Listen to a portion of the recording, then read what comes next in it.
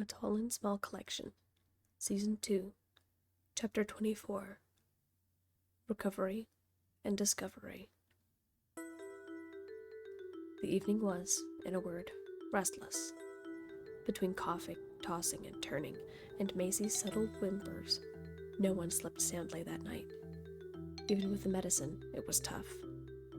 Soren stayed close to his daughter, keeping his arm wrapped around her as she slept, even though Soren didn't get a lot of rest. He helped give Maisie water when he was awake, and Ashlyn stepped in from time to time to make sure Maisie stayed comfortable. The next morning, everyone took an accidental nap while watching a cartoon on Ashlyn's laptop. Thankfully, she didn't seem to be experiencing any symptoms of being sick. She continued to provide what she called bone broth, chicken barley soup, and a reassuring attitude, smiling the whole time. The next day was the same, restless and rough. Soren coughed a few times, earning him a dose of medicine with the rest of them. They spent time watching movies and snuggling either on the bedside table or on the massive bed with Ashlyn. Then, upon Ashlyn's insistence, they went and spent some time sitting on the windowsill in the bright sun, watching the cars and people far below her apartment. She said something smart about something called vitamin D, and that spending some time in the sun and not trapped in a darkened room watching movies all day would help. The afternoon came and went, and after another round of vapor bubble baths, Barber family finally showed signs of being on the mend. They repeated the same process of sitting in the sun, resting, and drinking water with Ashlyn's homemade soup, and by the afternoon of the third day, since Ray came to Ashlyn with a very sick Maisie, they were cured. Ray's fever was gone, Dorian still had a little cough, but it was productive, and his breathing was even. Soren, thankfully, only had a little cough and got a headache. Even Maisie's color was back, as was her smile. By that night, they were practically back to normal. Ashlyn still insisted on everyone taking one last small dose of medicine to sleep soundly through the night. Dorian and Ray gave the biggest pushback on this suggestion from their human companion simply because of the revolting taste. But they relented and took the burning, icy liquid. Soren had a sip of some fizzing concoction Ashlyn was taking, and Maisie finally broke down her own stubbornness and took a few small sips of the odd-smelling medicine. This was their first night of peace and restful sleep, and it was amazing. The only reason Soren stirred the next morning was because he heard Ashlyn got up and called someone from the other room on her phone saying she would be working from home today. Soren listened to her for a minute as she rummaged around in the kitchen, most likely preparing her morning coffee. Maisie's soft coo brought his attention back to her. She nuzzled into his chest before rolling over, thumb shoved into her mouth. Soren sat up and gazed at his daughter. Her cheeks were once again a sweet, rosy color. He pressed his cheek against hers and breathed a sigh of relief. No fever. He pushed himself back up before reaching out and brushing some of the strands of hair away from her face. She was okay. She was safe. Soren leaned forward and kissed her temple before leaning back on his makeshift bed on the bedside table. He closed his eyes and breathed his first sigh of relief in days. He let his mind quiet from the spiraling he went through within the past few days. It wasn't until he heard Ashlyn coming back that he slipped out from under the covers to stand by the end of the bedside table. He hated to leave his daughter and his brothers, but he hadn't had a chance to talk to Ashlyn and discuss some of his questions as to why they were sick. But Ashlyn was still healthy and fine.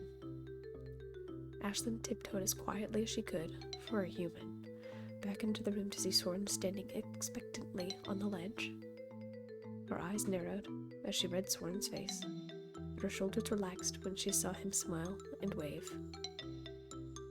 She stepped up to the ledge and sat on the end of her bed, eyes flicking over to Maisie, Dorian, and Ray. Soren couldn't help but smile. Even though they were in the clear from the night before, she was checking up on them. Those beautiful blue-gray eyes, filled with relief, flicked back to him. "Hey," she whispered. "Sleep okay?" Soren nodded. "Never better," he said, needing to raise his voice slightly so Ashlyn could hear. The sound of Soren's voice made the boys stir slightly, but they didn't wake up. "Can I go to the kitchen?" asked Ashlyn, after they both held their breath to not disturb the sleeping family. Soren nodded and stepped onto Ashlyn's extended hand, instantly crouching as Ashlyn stood and tiptoed back out of the bedroom. The whole way, Soren let his body relax into the warmth of Ashlyn's hand. He could feel that light pulse just beneath him. It was strong and calm, like her. His eyes closed and, just for a minute, he was brought back to that first day he stepped onto her hand willingly in the kitchen of the old apartment, unable to get to his injured brother on the ground below. The initial fear he experienced seemed silly now. "It's nice, seeing you relax," said Ashlyn, as she began fixing her cup of morning coffee. She was using her non-dominant hand, allowing Soren to stay unmoved in her palm. He grinned and sighed. "First time in a few days," he replied. "How are you feeling?" "Rested and relieved. It's been a while since I've seen Ray shaken up like that, and you too for that matter," said Ashlyn, as she carefully balanced her coffee as she walked back to the living room where her laptop was already set up. She sat down and started typing with only one hand, leaving Soren once again undisturbed. "Need me to get up?" he asked as he pushed himself up onto his elbow, to which Ashlyn shook her head in response. "No, you're fine. I just need to respond to this email and do some reading." Soren nodded and laid back again to watch her work. After a minute, she coughed and hit the send button before taking a sip of coffee. "You okay? Don't tell me we got you sick," said Soren as he sat up, feeling a quick wave of worry. Ashlyn shook her head. "No," she chuckled slightly. "Just breathing wrong. I really do feel fine. Thanks for checking up, though." Soren sighed in relief again, making Ashlyn curious. "You sure you're okay? That's the third sigh, if my count is right." "Yeah," Soren shrugged. "I'm just trying to figure out why we all got sick, and you're fine." Ashlyn smirked and flexed her hand, jostling Soren teasingly. "You sound bitter that I didn't get sick," she said, exaggerating it, so it was obvious she was joking. "No, that's not it.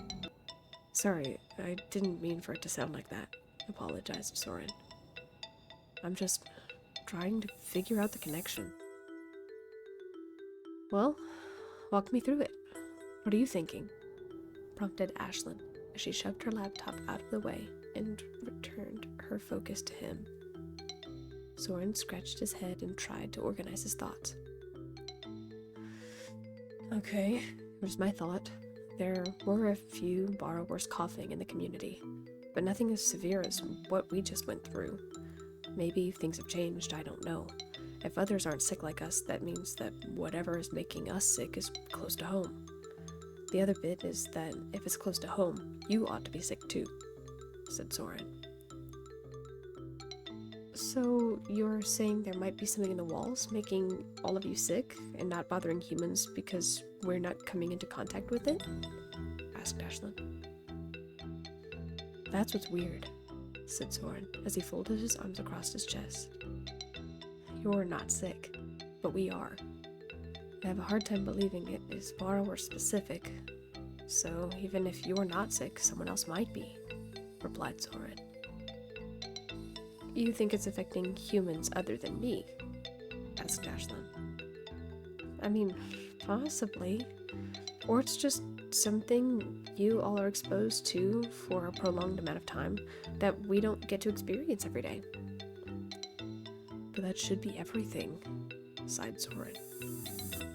We all technically live together, so we technically should all be sick. But there's something we get exposed to that's not getting to other humans, at least not you. Well, I mean, I could ask around and see if anyone else is sick. I could say I've had a cough or something along those lines and see what comes up, suggested Ashlyn. That could work, agreed Soren. But I'm not convinced. I mean, you talk to your neighbors from time to time. They would have said something, right? Maybe, said Ashlyn. Still, no harm in asking. Soren laid backward so his spine curled with a natural curve of Ashlyn's fingers. There was something missing. Ashlyn felt just as frustrated as Soren did. What was making his family sick? Was she getting ready to get sick with what they had? More importantly, what did they all have in common but only borrowers would have prolonged access to?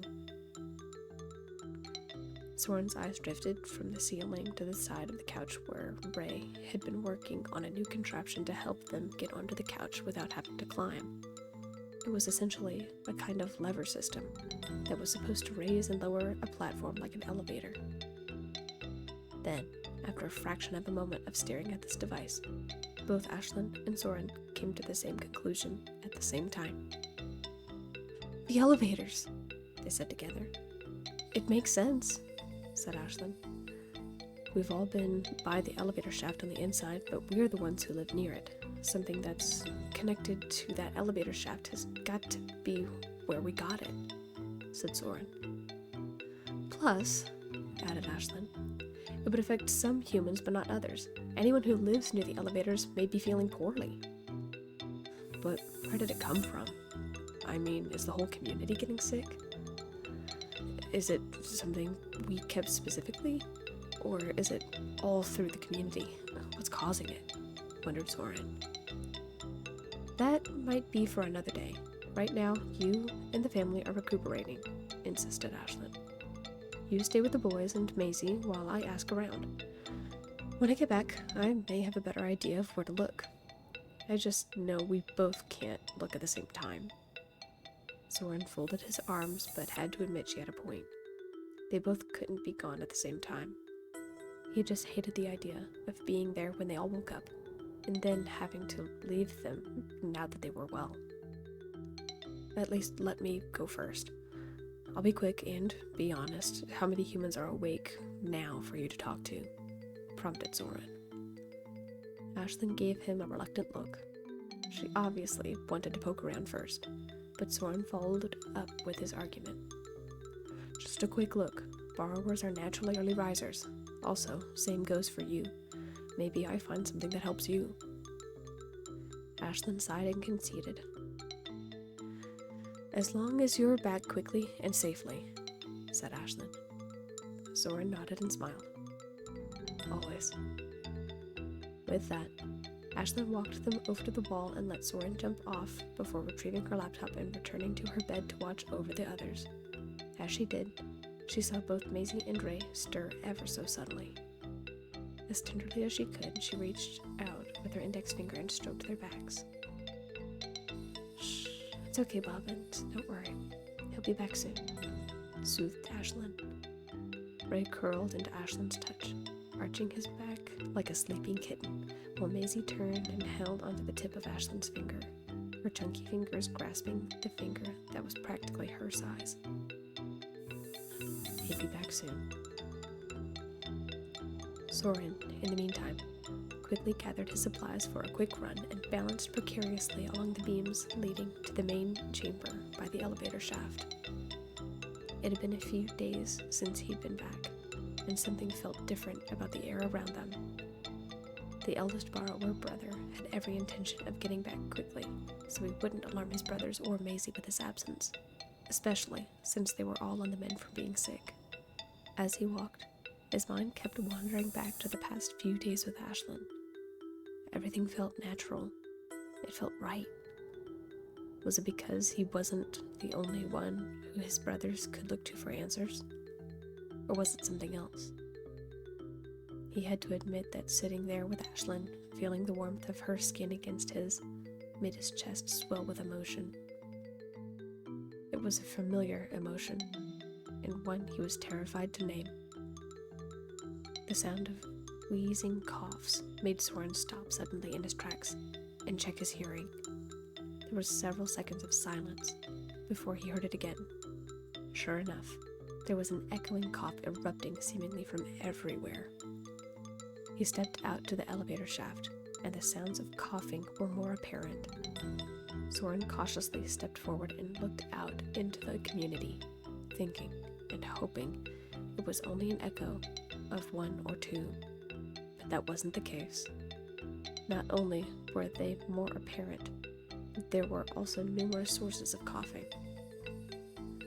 When Soren began descending the stairs by the elevator shaft by the main borrower trading hub, he was more than alarmed to see very few borrowers out, and those who were out by their makeshift stations looked horribly sick, pale in the face and coughing in between wheezing breaths.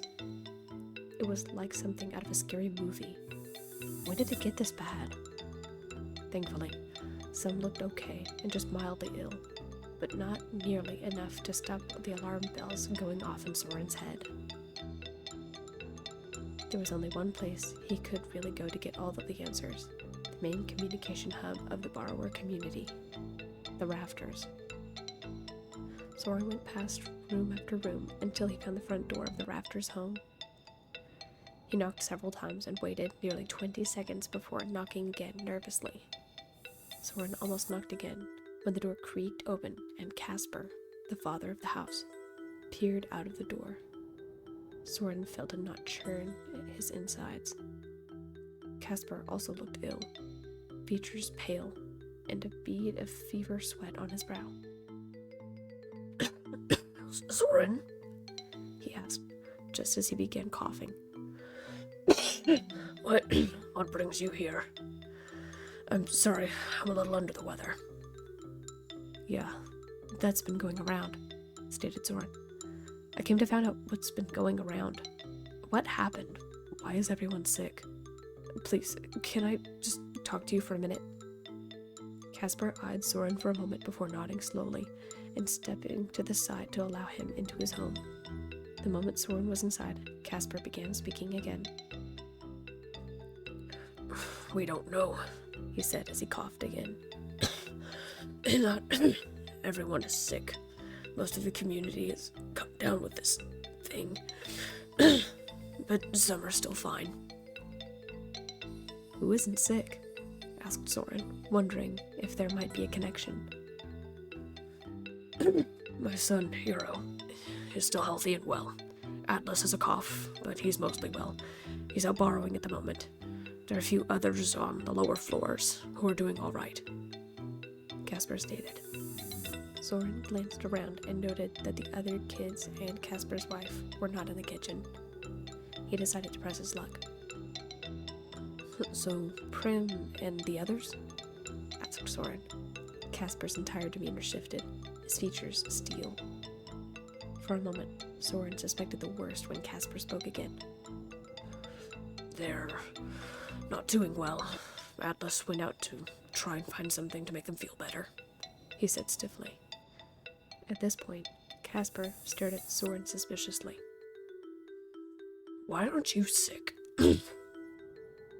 We were, but Ashlyn. Soren saw Casper stiffen at the mention of her name. She helped us get better. He knew his family was beyond fortunate to have Ashlyn in their lives, but it had never been so pronounced as in this very moment, as his family was practically recovered while the rest of the community suffered. Even with the home remedies nearly every borrower practiced, the sickness was still rampant. It made Soren's insides twist uneasily, which he hated. He wished he could do something. I see, said Casper softly. He suddenly got a look in his eye, like he had something he wanted to say, but knew he shouldn't. Casper's eyes glanced to the bedrooms attached to the living area and the kitchen, undoubtedly looking at where his wife and children slept. It was that reluctance that gave away what was going on in the father's head. Soren knew what Casper wanted to ask of him, and Soren decided to make the offer, but in an indirect way, so it would be easier to accept. Mr. Rafters, I know you're not all feeling well, said Soren, speaking carefully to not overstep boundaries. It was risky, but he continued anyway. Would you like to borrow some supplies from us?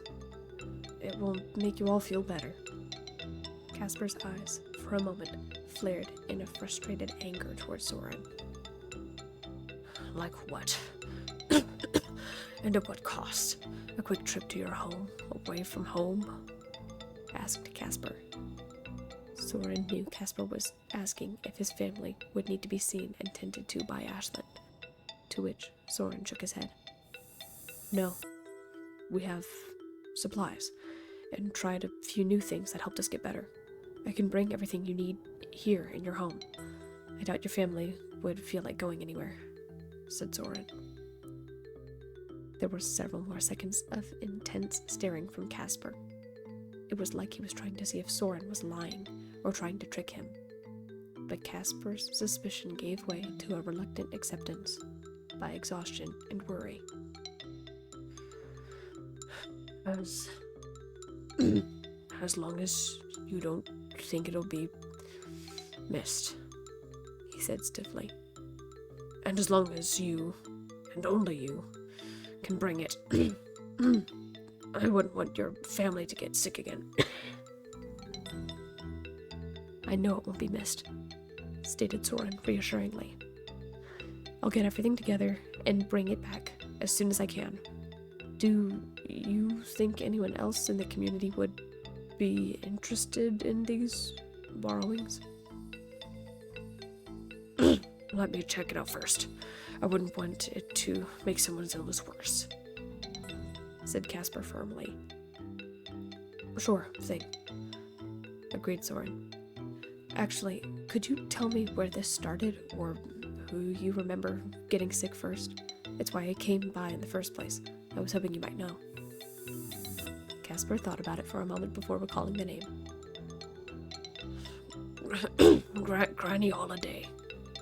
She lives somewhere on the top floor, I think, Casper informed. Soren's heart skipped a beat at the words Casper used. Lived. Did she? He asked, afraid he already knew the answer. One nod was all Soren needed. Top floor. Got it. Guess I have one more stop to make. I'll be back as soon as I can. Soren turned and placed his hand on the door when he heard his name. Soren. He turned and looked at Casper for a moment. Be careful, said the older borrower. Soren nodded in acknowledgement and left for the top floor as quickly as his legs could carry him. From what he remembered, the top floor was far above them and was practically attached to the roof. He and Bay had peered in there once or twice out of pure curiosity. Very few borrowers lived up that far, since the humans there were a little more particular about things going missing, and many of them had security in the form of pets. It didn't take too long for Soren to climb the stairs up to his final destination. With his most perceptive skills, he scoured the walls and beams along all of the apartments and the upper floors. He walked along the beams and through nearly every corridor, but didn't find anything. He poked and prodded at the walls and insulation, but there was nothing out of the ordinary. Soren was about to make another lap when the hair on the back of his neck raised. He stopped dead in his tracks and looked down one of the corridors he had already been down. Something told him, despite all he'd done to poke around, that he should try this place one more time. There was a family who lived up here if Soren wasn't mistaken. They were supposed to be away, weren't they? He couldn't remember, but he knew he needed to check out the place. He walked down the beam, carefully balancing along one of the edges until he reached the edge of the exterior wall. There was a small gap between one side of the wall and the other. He couldn't even slip between the two ledges. Something about the gap made Soren feel odd, and a little gust of wind, which shouldn't have been there, wafted up from somewhere within the wall. That wasn't right. He removed his headlamp and carefully attached it to his climbing rope before slipping it into the gap. He lowered the light further and further down, craning his neck until he saw it. Mold. A lot of it. It coated the walls and beams all along the edges of the walls. Soren nearly dropped his light, he was so astonished at what he saw. How long had this been going on? What caused it? Soren hurriedly pulled up the rope as he thought about the humans' rooms down below. There was a corner of the human apartment that had windows. This was above one of the kids' rooms, right? Soren had to know. He ran to the nearest access point and slipped down the line to the nearest electrical outlet. When he peered out, he saw that the windows were open, and there was mold growing on the windowsill. The rain. There were heavy storms not too long ago. The rain must have soaked into the walls and festered there. Not only that, but this room was just below the air ducts and the air coolant system for the elevators. This was bad.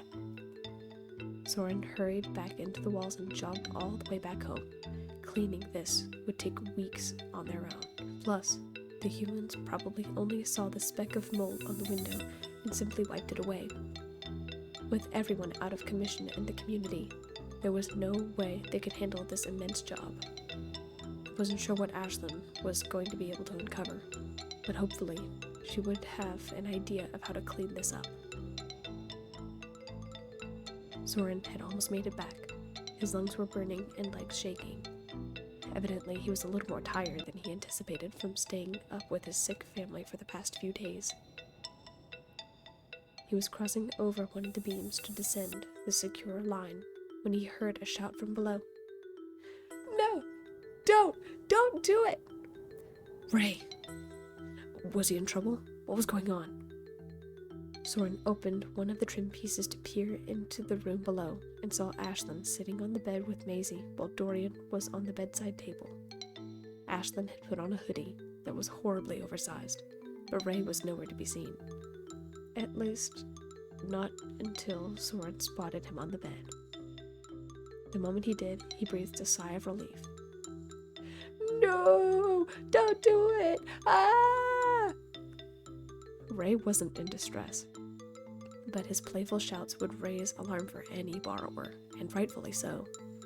Ashlyn had grabbed Ray's leg and was dragging him slowly across the covers toward her sleeve, letting him go with just enough time for him to run back toward the pillow where Maisie was sitting before getting grabbed again. To any other borrower, it would have looked like this monstrous hand was dragging some poor soul to their demise from the bed covers until being dragged into the hoodie sleeve. Ray would get free and fight off Ashlyn's hand before trying to run back to Maisie. Ashlyn was obviously playing, and Ray was over-exaggerating his distress, and he could actually hear why now. Maisie, who was watching everything happen, was giggling up a storm at watching Ray play fight with Ashlyn. "Not today!" howled Ray as he once again got free. "She's mine now, and I'm going to unleash the tickle monster!" Maisie squealed with delight and ran for Ashlyn's free hand for cover, at which point Ashlyn once again knocked Ray over carefully and grabbed his legs. "Oh, no you don't. I'll protect you, Maisie," said Ashlyn. "Never!" Ray cried out in reply as Ashlyn once again dragged Ray over the covers, away from his niece. It was nice that they were having a good time playing, and Soren hated being the bearer of bad news. Still, there were important things to attend to. Soren abandoned the scene and descended the line before making his way over to the bedside table. "What on earth is going on?" he called. Ashlyn glanced over the edge of the bed at Soren. "Hark!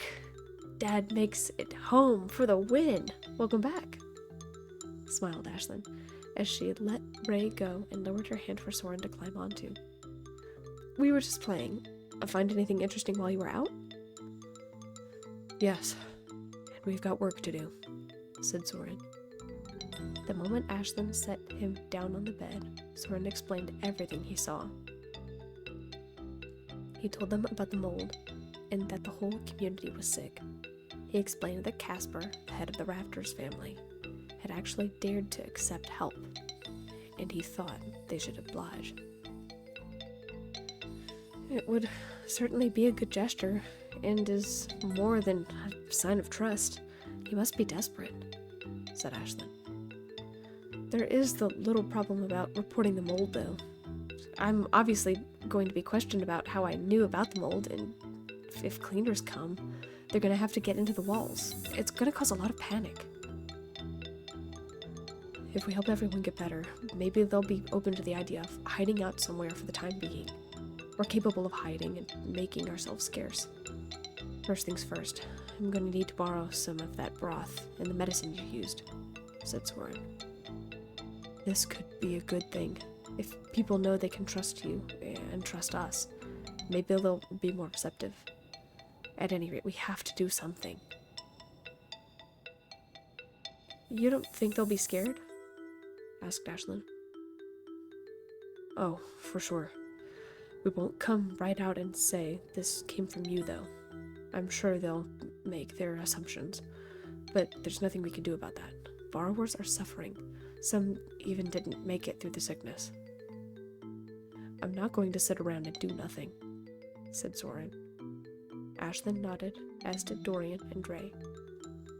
Their minds were made up.